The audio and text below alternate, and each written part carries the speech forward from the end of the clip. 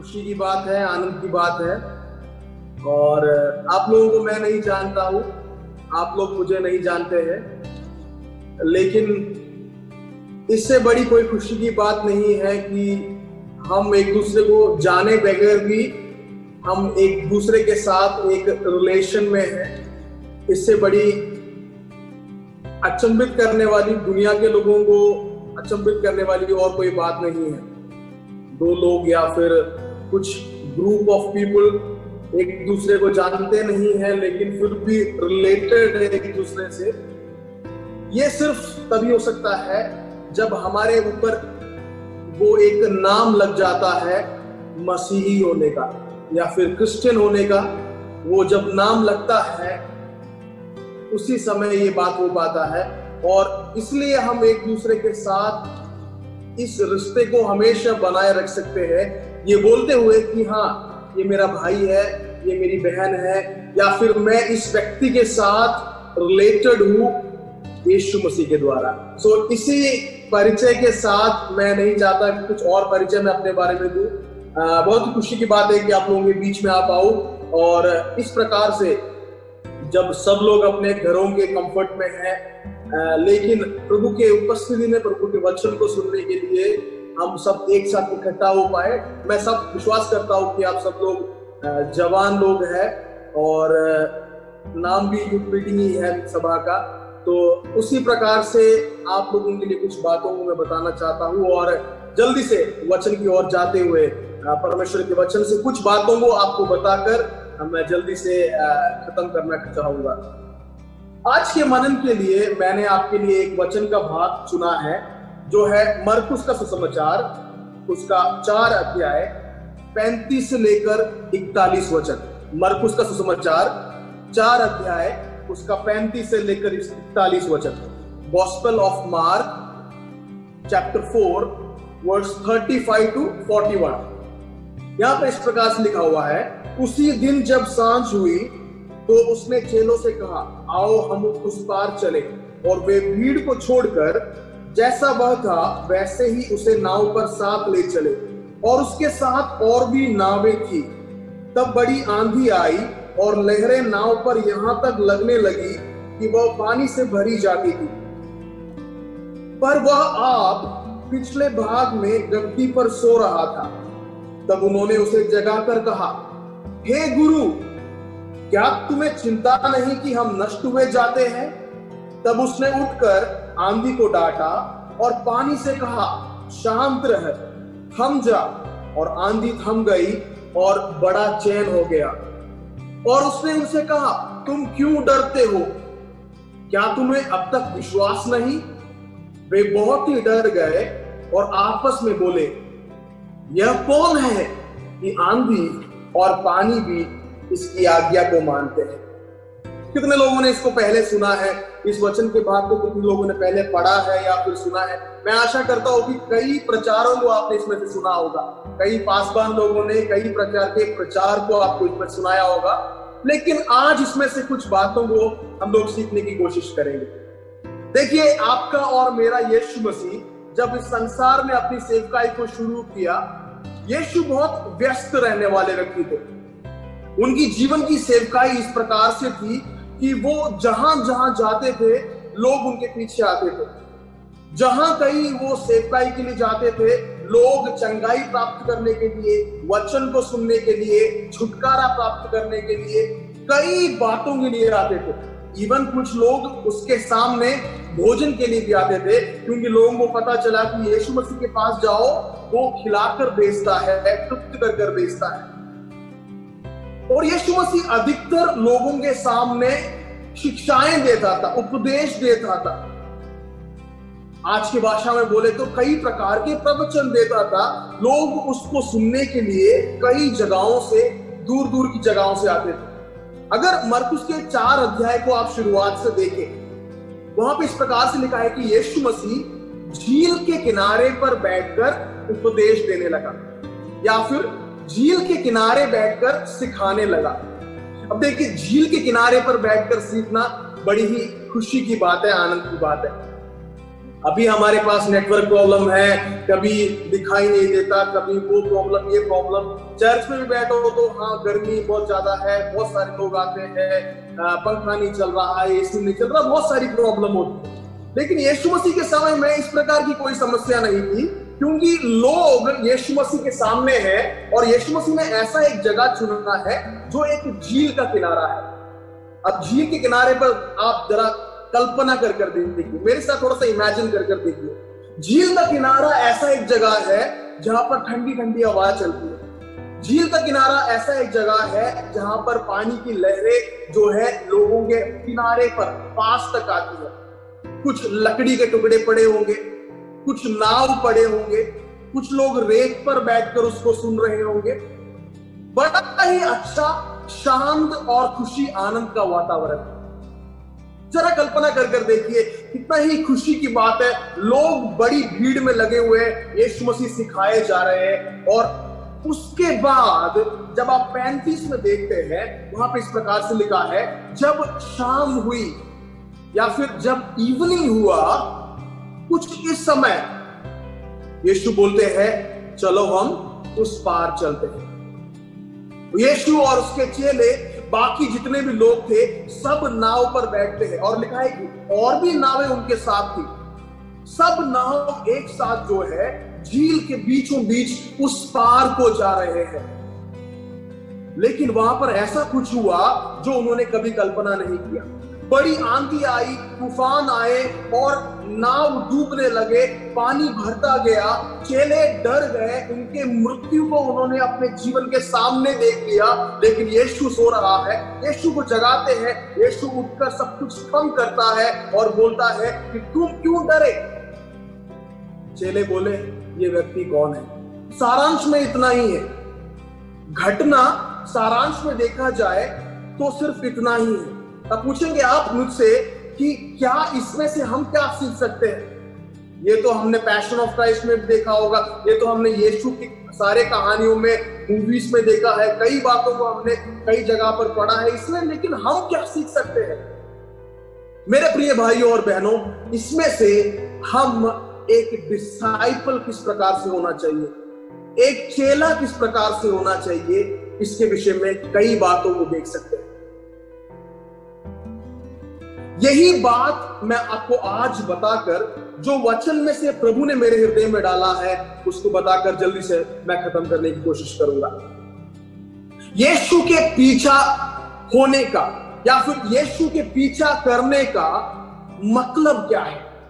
What it means to follow Jesus?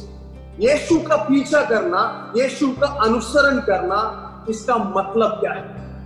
पहली बात जो इस वचन के बाद से हम लोग देख पाएंगे, ये है कि यीशु का पीछा करने का मतलब है परीक्षाओं में से होकर जाना।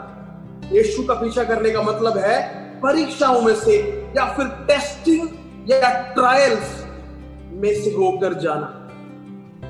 अभी देखिए, वचन में इस प्रकार से लिखा है कि यीशु मसीह सुबह से सिखा रहे थे, शाम हो चुका है और यीशु के चेले भी उसके साथ हैं। अचानक से यीशु बोलते हैं कि आओ हम उस पार चले। ध्यान से सुनिएगा, सबको यीशु ने नहीं बोला, सारी भीड़ को नहीं बोला कि चलो भाइयों बहनों तुम 4-5 हजार लोग हो, सब लोग एक साथ हम चलते हैं, जितने भी नाव दिख रहे हैं सब लोग बैठ जाओ हम चलते हैं। नहीं, यीशु मसीह ने अपने चेलों से कहा। किसको कहा? यीशु ने सिर्फ अपने चेलों को कहा कि आओ हम उस पार चले। एक अचानक से आने वाला निमंत्रण, सडन इन्विटेशन। लेकिन आप एक चेला है तो आपसे ये मांग करी जाती है कि आपका स्वामी जहां कहीं जाए आप उसका पीछा करें।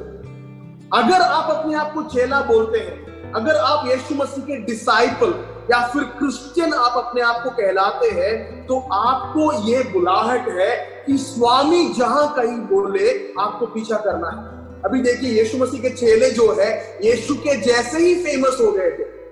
अभी मेरे कुछ चेले हैं, मैं बहुत बड़ा एक गुरु उदाहरण के लिए नहीं हूं, उदाहरण के लिए अगर मेरे पास लोगों को आना है कुछ बात के लिए, किसके पास आकर बोलेंगे? ऑब्वियस बात है कि चेलों के पास आकर बोलेंगे। कई वचन में भाग में इस प्रकार से लिखा है कि लोग चेलों के पास आए और बोले कि हमें यीशु मसीह से मिलना है, मेरी बेटी बीमार है, यीशु मसीह के पास ले चलिए, हमें ये जरूरत है, यीशु मसीह के पास ले चलिए। यीशु के चेले उस जगह पर बहुत ही ज्यादा सेटल डाउन हो चुके थे, उन्हें इस प्रकार का माहौल अच्छा लग रहा था, जाने के लिए उनको कोई जरूरत नहीं थी कहीं भी। अगर 4, 5, 6 दिन भी वो वहां पर बिताते, लोग आते रहते, लोग वचन को सुनते, लोग चंगाई पाते कि प्रभु यीशु, क्या हम सेवकाई नहीं कर रहे हैं? यहाँ पे जो काम हमसे किया जाना चाहिए, क्या हम वो नहीं कर रहे हैं क्या? तो अभी सबको छोड़कर झील के उस पार, वो भी शाम हो चुका है, क्यों जाना है? वो एक मानसिक निमंत्रण नहीं था। It was not a human invitation कि आओ उस पार चले।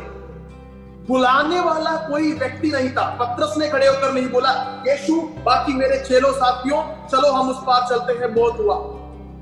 नहीं, निमंत्रण देने वाला यीशु मसीह था। निमंत्रण देने वाला परमेश्वर स्वयं था, और उस निमंत्रण को जो ना नहीं कहेगा वो सच्चा चेला है। आप एक चेला हो तो आपसे मांग किया जाता है कि स्वामी जहां जाए आपको उसका पीछा करना है। चाहे हो सकता है कि आपको लगता है कि मैं यहाँ पर रहकर मैं सही सेवकाई कर रहा हूं, मुझे और कोई काम करने की जरूरत नहीं है, प्रभु का नाम बड़ा हो रहा है, प्रभु की नाम की महिमा हो रही है, मेरे जगह पर लोग आ रहे हैं, प्रभु का सेवकाई तो कर रहा हूं। नहीं, लेकिन प्रभु जो बोलता है उस निमंत्रण को प्राप्त करते ही उसके पीछे होने के लिए आप बुलाए गए हैं, और अगर आप बुलाए जाने पर चलते हो उसके पीछे तो आप चेले कहलाएंगे। देखिए, कोई मानसिक निमंत्रण नहीं था। मैं आपको बताना चाहता हूं, एक छोटी सी कहानी मुझे याद आती है। तो एक व्यक्ति था, खास करके यूथ मीटिंग है तो जवानों की जो टेन्योर ऑफ अटेंशन है वो बहुत कम रहता है। बोलते हैं कि 5 से 7 मिनट से ज्यादा ध्यान नहीं दे पाते हैं, तो इसलिए ध्यान वापस लेकर आने के लिए कुछ इस प्रकार की बातों को करना पड़ता है हमें। तो एक व्यक्ति था, आप कोई भी देश लीजिए, इंडिया मत लीजिएगा, इंडिया में तो बहुत सारे लोग हैं। तो एक देश में एक बूढ़ा सा व्यक्ति था, वो एक इमारत के ऊपर चढ़ गया। He climbed on a building, एक इमारत के ऊपर चढ़ गया, लंबा ऊंचा इमारत था, उसके ऊपर चढ़ गया और नीचे को देखकर चिल्लाकर बोला, मैं कूदने जा रहा हूं ऊपर से। अब देखिए, तमाशा देखने के लिए लोग तो आते ही है, तो क्या होता है, पूरी भीड़ लग जाती है इमारत के नीचे, बिल्डिंग के नीचे बहुत बड़ी भीड़ लग जाती है इस बात को देखने के लिए कि अभी ये कूदेगा और इसका वीडियो बनाएंगे और सोशल मीडिया में डालेंगे और देखते हैं किस प्रकार से ये मरेगा। तो बहुत बड़ी भीड़ जो है इमारत के नीचे लग जाती है, लोग खड़े हो जाते हैं इस बात को देखने के लिए ये बुजुर्ग व्यक्ति अभी कूदेगा। तो इसने बोला, मैं कूदने जा रहा हूं, मैं कूदने जा रहा हूं। और भी लोग आते गए, और भी लोग आते गए, और भी लोग आते गए, लेकिन लोगों ने ध्यान दिया ये बोल तो रहा है लेकिन कूद नहीं रहा। बहुत टाइम हो चुका है, कोई सब्जी लेने के लिए बाहर आया था, लेकिन ये देख लिया इसने, खड़ा हो गया। बीवी कॉल करे जा रही है कि सब्जी कहाँ है। कोई काम के लिए आया था, लेकिन वो भी खड़ा हो गया वहां पर, उसके भी घर से कॉल आ रहे हैं। बहुत देर हो चुका था, ये कूद नहीं रहा। लोग अब जो है उतावले होने लगे, अभी कूदेगा, लेकिन कूद नहीं रहा। बहुत देर के बाद उसने बोला कि भाइयों और बहनों, शो खत्म हो चुका है, सब घर वापस जाओ, कल वापस आना यही समय पर, यही जगह पे। ये भी एक प्रकार का निमंत्रण ही है, ये भी एक प्रकार का इनविटेशन है जो दुनिया में आप लोग देख पाएंगे। आम तौर पर दुनिया पर देखिए इस प्रकार के कई इनविटेशन आपको दिखाई देंगे, जिसका पीछा करने से ना आपका कुछ भला है, ना आपके परिवार का कुछ भला है, ना आपके जीवन का, आपके आत्मिकता का, आपके लाइफ का ओवरऑल पर्सपेक्टिव में कोई भला नहीं है। और आप देखते हैं दुनिया में आपके मेरे उम्र के लोग इसके पीछे भाग रहे हैं, जहां पर उनको पता है कि कुछ नहीं होने वाला, जहां पर उनको पता है कि उसमें कोई मतलब नहीं है, लेकिन फिर भी दुनिया ऐसी लोगों से भरी हुई है जो व्यर्थ के निमंत्रणों के पीछे जाते हैं, व्यर्थ की कहानियों के पीछे जाते हैं, जहां पर उनके लिए कुछ नहीं रखा। लेकिन मैं आपको बताना चाहता हूं, बुलाने वाला अगर यीशु है, चाहे वो झील में बुलाए, चाहे वो आग में बुलाए, आपका काम है उसका पीछा करना। इसलिए मैंने बोला कि एक चेला होने का मतलब है कि यीशु के पीछे चलना और टेस्टिंग के टाइम में, आपकी परीक्षा के ट्रायल और टेस्ट के टाइम पे उसके साथ बने रहना। अब देखिए, यीशु ने बुलाया और सारे चले गए, और बीच में क्या होता है, बीच में बड़ी आंधी आती है, तूफान आता है और नाव पर पानी भर गया और नाव डूबने लगा। अब ये परीक्षा है मेरे प्रिय भाइयों और बहनों, ये टेस्टिंग है, ये ट्रायल का टाइम है। अब मैं एक और बात आपको याद दिलाना चाहता हूं, यीशु मसीह के चेलों में से अधिकतर लोग कौन थे? मछुआरे थे। पतरस, अंद्रयास, याकूब, यूहन्ना, ये सब लोग बचपन से ही पानी में जाते थे, समंदर में जाते थे, मछली पकड़ रहे थे, उनको एक एक बात पता था, झील को लेकर, पानी को लेकर, नाव को लेकर, आंधी तूफान के क्षमता को लेकर एक एक बात उनको पता था। कब जाना है, कब नहीं जाना, कहां जाल डालना है, कहां नहीं डालना, अगर आंधी आए, तूफान आए, क्या करना है, सब पता था। मैं आपको पूछना चाहता हूं, वचन में इस प्रकार से लिखा है कि चेले इस प्रकार से डर गए कि उन्होंने अपने मृत्यु को सामने देख लिया।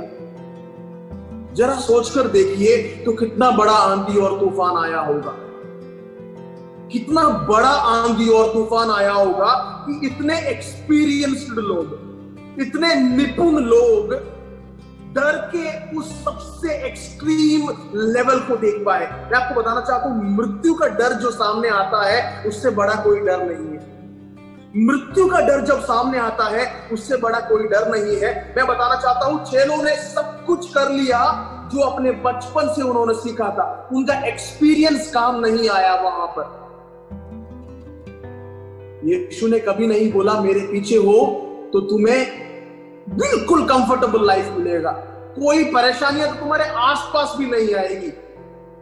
अगर ये सुसमाचार आपने सुना है, आपको सही सुसमाचार सुनने की आज जरूरत है। ये सुसमाचार कोई और सुना रहा है तो आपको उनको ये सुसमाचार करेक्ट करने का आह्वान देने की जरूरत है।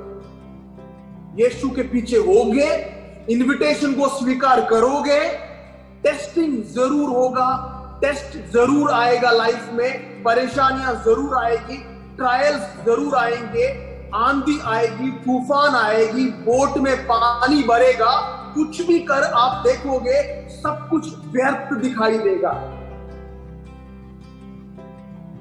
तैयार है तो मसीह बनकर घूमिए, इधर लगाकर घूमिए क्रिश्चियन। तैयार नहीं है, हटाकर रख दीजिए, सही सुसमाचार को सुनिए, वापस उस टैग को पहनिए। यीशु के पीछे आने से कभी भी प्रभु ने नहीं बोला परेशानियां नहीं आएंगी। चेलों ने इतना बड़ा मुश्किल को सामना किया कि उन्होंने अपनी मृत्यु को सामने देख लिया। वहां पर मैं दूसरी बात को मैं आपको बताना चाहता हूं, क्योंकि मैंने वचन ऑलरेडी आपके लिए पढ़ लिया है। दूसरी बात, यीशु का चेला होने का मतलब है विश्वास में दृढ़ खड़ा रहना। To follow Jesus means to stand firm in the faith. Stand firm in the faith, विश्वास में दृढ़ खड़ा रहना। अब देखिए, आपके सामने जो चेलों के विषय में लिखा है, ये भी कुछ जवान लोग ही थे। अगर आप बाइबल के इतिहास को देखेंगे, जितने साल ये लोग जीवित रहे, इससे पता चलता है कि जब यीशु ने इन्हें बुलाया, ये भी अपने जवानी में थे। ज्यादा बुजुर्ग व्यक्ति लोग नहीं बने थे, कुछ लोगों के परिवार थे। पतरस के विषय में लिखा है कि पतरस की सासू मां को प्रभु यीशु ने चंगाई दिया, तो मतलब पता चलता है कि पतरस एक शादीशुदा व्यक्ति था। लेकिन ज्यादातर जब हमें पता चलता है, इनके सेवकाई के समय को आप ले सकते हैं, ये जवान व्यक्ति लोग, ज्यादा उम्र इनकी हो नहीं चुकी थी अभी। अभी क्या है, इनके जीवन में इतना बड़ा एक टेस्टिंग का टाइम के बाद ये क्या कर रहे हैं?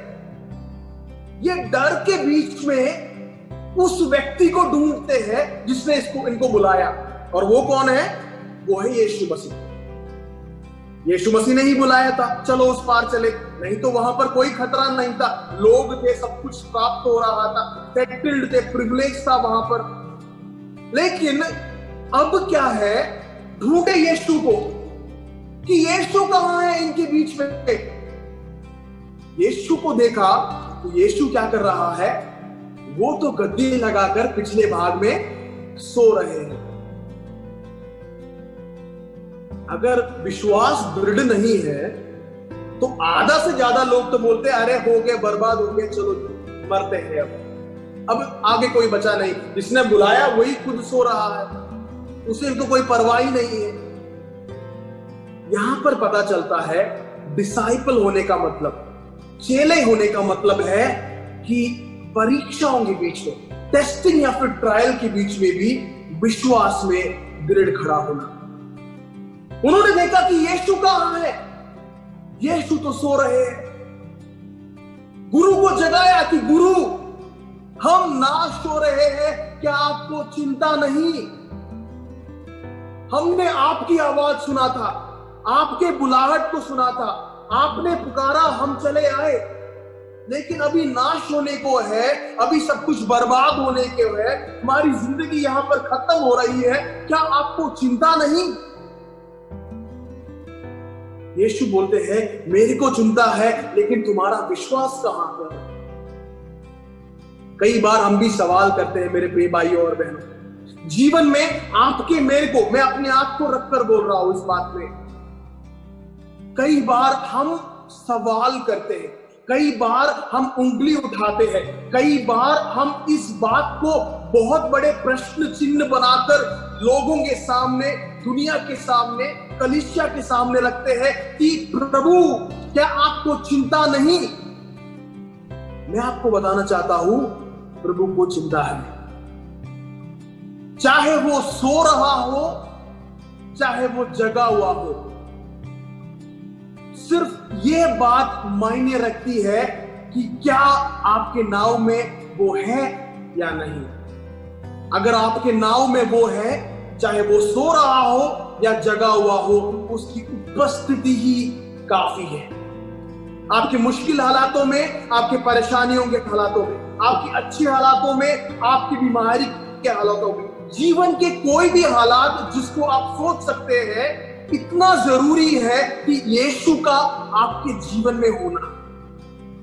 चाहे वो बोल रहा हो या नहीं बोल रहा हो, चाहे आपको दिख रहा हो कि यीशु कुछ कर रहा है या फिर आपको नहीं दिख रहा हो कि यीशु कुछ नहीं कर रहा है, मैं आपको बताना चाहता हूं कि हिज प्रेजेंस इज इनफ। उसकी उपस्थिति काफी है। चेलों के उस नाव पे भले ही यीशु सो रहा था, लेकिन ये बात जरूर था कि यीशु उस नाव पर था। ये बात जरूर था कि यीशु उस नाव पर था। चाहे वो सोया हुआ हो, चाहे वो जगा हुआ हो, मेरे भाइयों और बहनों, वो आपके नाव पर है, वो ही काफी है, उसकी उपस्थिति ही काफी है। आज आपके घर में, आपके पढ़ाई में, आपके कलीसिया में, आपके जीवन के कोई भी पहलू हो, उसमें यीशु मसीह है तो वो काफी है। कई बार दिखता नहीं है कि यीशु कुछ बोल रहा है, कई कुछ सुनाई नहीं देता कि यीशु कुछ बोल रहा है या फिर कर रहा है, दिखता नहीं। मैं आपको बताना चाहता हूं, if he is there in your boat, if he is there in your life's boat, that is enough and that is enough for your life. प्रभु का एक दास था जिसका नाम है पॉलीकार्प। पुराने जमाने में, पहली दूसरी शताब्दी के आसपास में जीवित एक प्रभु का दास था, चेला था, पॉलीकार्प नाम का। यह व्यक्ति बुजुर्ग हो चुका था यीशु की सेवकाई करते करते। एक दिन लोगों ने उसे पकड़ा और बोला कि यीशु को तिरस्कार कर, नहीं तो हम तुझे जला देंगे। पॉलीकार्प ने इस प्रकार से बोला, पिछले 86 सालों में मेरे यीशु ने मेरे को या फिर मेरे खिलाफ कुछ भी बुराई नहीं किया। आज मैं क्यों उसके खिलाफ बुराई करूं, उसको तिरस्कार कर कर। 86 सालों में मेरे यीशु ने मेरे खिलाफ कुछ भी बुरा नहीं किया, और आज मैं तुम्हारी बातों में आकर अपने जान को बड़ा मानकर क्यों उसका तिरस्कार करो। अगले ही क्षण उसको जला दिया। विश्वास में दृढ़ खड़ा रहना, विश्वास में दृढ़ खड़ा रहना। अगर आप चेले हैं, आप दृढ़ खड़े रहेंगे। अगर आप चेले हैं तो आप दृढ़ खड़े रहेंगे। इसलिए प्रभु यीशु बोलता है, क्या तुम्हें विश्वास नहीं? क्या करता है? वो सोया नहीं रहा, वो उठा, आंधी को डांटा, तूफान को डांटा, सब कुछ थम हो गया और बोलता है, क्या तुम्हारा विश्वास कहाँ है? आज वही सवाल प्रभु हमसे कर रहा है कि मेरे बेटे, मेरी बेटी, तुम्हारा विश्वास कहाँ है? क्या हम प्रभु को बोल सकते हैं कि प्रभु मेरा विश्वास यहाँ पर है और वो दृढ़ है? चेला बोलते हो अपने आप को, डिसाइपल बोलते हो अपने आप को, क्रिश्चियन बोलते हो अपने आप को, चाहे कोई भी परिस्थिति आए, विश्वास में क्या दृढ़ खड़े रहने के लिए तैयार हो? क्या लगता है आपको और मुझको, हमारी समस्याएं बढ़ेगी नहीं मसीह होने के लिए? क्या लगता है आपको, बदलाव नहीं आ रहे हमारे देश में? प्रभु की सेवा करना, प्रभु के नाम को लेना, क्रिश्चियन बुलाया जाना कितना मुश्किल होने वाला है आने वाले दिनों में। उन समयों में क्या विश्वास को ठोकर ना खाते हुए आप खड़े रहेंगे? यही आपसे मेरी पुकार है, मेरा एनकरेजमेंट है। तीसरी बात, और जल्दी से मैं खत्म करना चाहता हूं, यीशु मसीह का पीछा करने का मतलब है यीशु मसीह को और अधिक जानना। यीशु मसीह का पीछा करने का मतलब है यीशु मसीह को और अधिक जानना। आंधी थम गया, तूफान थम चुका है, सब कुछ शांत हो गया। चेले बोलते हैं, अरे ये कौन है?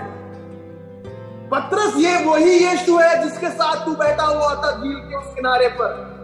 अंद्रयास, ये वही यीशु मसीह है जो अभी 5000 लोगों को सुसमाचार सुना रहा था। कई लोग आते हैं यीशु चंगाई देगा बोल के, कई लोग आते हैं यीशु संपत्ति देगा बोल के। अगर आपका विश्वास का मूलभूत फाउंडेशन ये है तो आप यीशु को और नहीं जान पाएंगे। मैं नहीं बोल रहा यीशु संपत्ति नहीं देगा, यीशु चंगाई नहीं देगा, यीशु सब देता है। लेकिन यीशु के साथ चलोगे तो टेस्टिंग भी आएगा। यीशु के साथ चलोगे, जीवन मृत्यु के सामने कगार पर भी आएगा। यीशु के सामने चलोगे, साथ में चलोगे, कई बार जान भी देना पड़ जाएगा।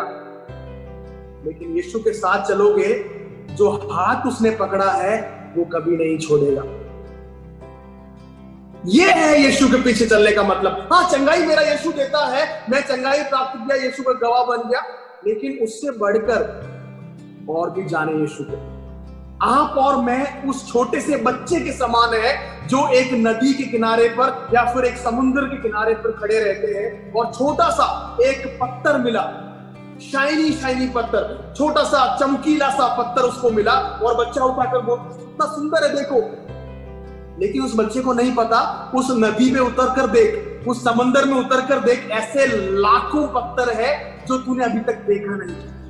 तो हर दिन का हमारा एफर्ट रहता है कि थोड़ा सा और यीशु को जाने, थोड़ा सा और यीशु को जाने, थोड़ा सा और यीशु को जाने, थोड़ा सा और यीशु को जाने। चेलों ने उस बार यीशु को जाना, सिर्फ चंगाई देने वाला कर कर नहीं, सिर्फ उपदेश देने वाला कर कर नहीं, सिर्फ रोगियों को, बीमारों को, दुष्ट आत्माओं को, मरे हुओं को जिलाने वाला कर कर नहीं। पतरस, अंद्रयास, याकूब, यूहन्ना, नथानेल, सब चेलों ने उस दिन यीशु को जाना कि ये आंधी तूफान के ऊपर भी सामर्थ्य रखता है, कि ये सृष्टि के ऊपर सामर्थ्य रखता है, कि ये दुनिया का रचने वाला स्वयं परमेश्वर है। चेले होने का मतलब है प्रभु को हर दिन और भी अधिक जानना। एक दिन नहीं, 2 दिन नहीं, वचन के साथ चलने पर, जवानी में जैसे वचन ने परमेश्वर के दास ने दिखाया, जवानी में जब यीशु के साथ चलते हैं, हर दिन उसको और अधिक जाने, और जो जानकारी प्राप्त करते हैं उसको फैलाए। परिवार में, मित्रों के बीच में, दोस्तों के बीच में, स्कूल में, कॉलेज में, काम की जगह पर, हर जगह यीशु को फैलाए। आपके लिए सौभाग्य है कि आपने यीशु को जान लिया। कई लोग हैं जिन्होंने ये सौभाग्य प्राप्त नहीं किया। यीशु का पीछा चलने का मतलब है परेशानियों में, मुश्किलों में, एडवर्सरीज में दृढ़ खड़े रहना। यीशु को पीछा करने का मतलब है विश्वास में दृढ़ता पकड़कर आगे बढ़ना। यीशु को पीछा करने का मतलब है हर दिन यीशु को और अधिक जानना।